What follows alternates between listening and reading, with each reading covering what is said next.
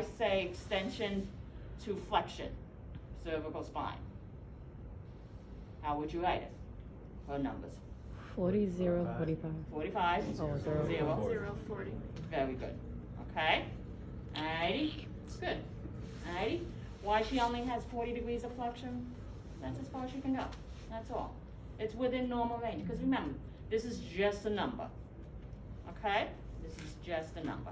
So, when you're looking at the the moving arm, okay? You gotta do a quick flip, or use your imaginary line, okay? Where everything goes. Question? Yeah. So, I saw you flip it, but I don't understand where the moving arm is going to, like what do you? So it was basically like this originally, right? Yeah. Mm-hmm. Okay? Alrighty? I had to move it like this so I could follow it. So I'm using Oh, you say you're this black still line. using the nose? The nose. Yes, still using the nose. I'm still using the nose. I'm just using my imaginary black line. Okay? Alrighty? Now, okay. Somebody asked me a couple years ago, well, she has an up-tip nose.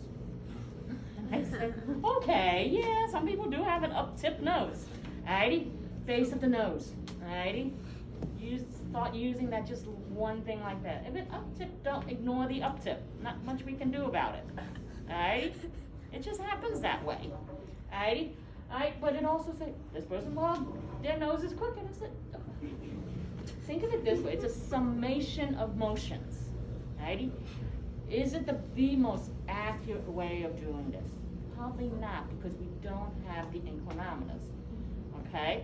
This is a good way of doing it, because when you're measuring cervical spine and thoracolumbar area, is insufficiency coming into play? Yes or no? Yeah, absolutely. More for the fact.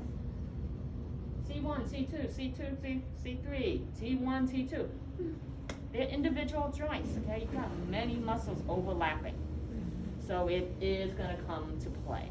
And you're gonna look at the fact, okay, they look like they're observing limited due to like a lot of pulling in that area. And your patient's probably gonna tell you, oh, it's really pulling me now, okay?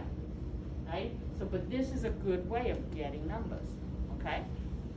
Like, so that was cervical flexion and cervical extension. We are gonna do lateral flexion now, okay? Now,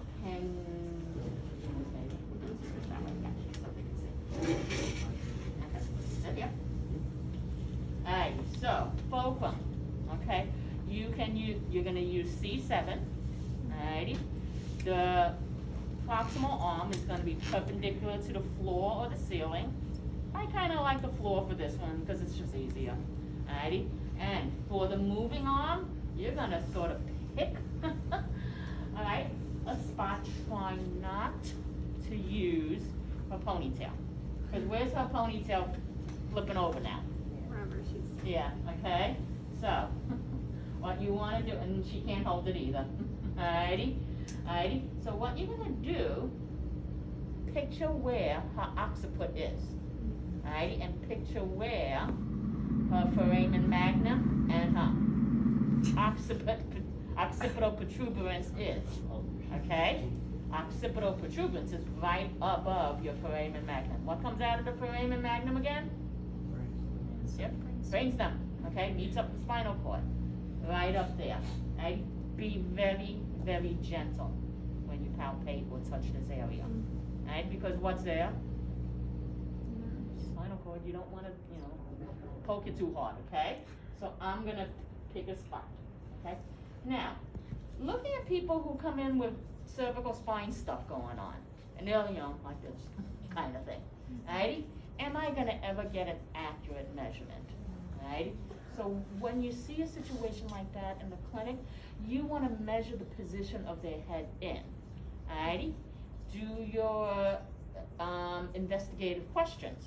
I said, how long has your head, your neck been in that position, alrighty?